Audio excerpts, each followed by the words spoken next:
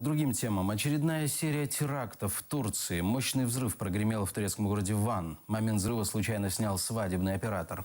Теракт произошел накануне вечером рядом с отделением полиции. Reuters сообщает, автомобиль, начиненный взрывчаткой, был припаркован заранее. Взрывное устройство было приведено в действие дистанционно. В результате теракта погибли трое, более 70 человек пострадали.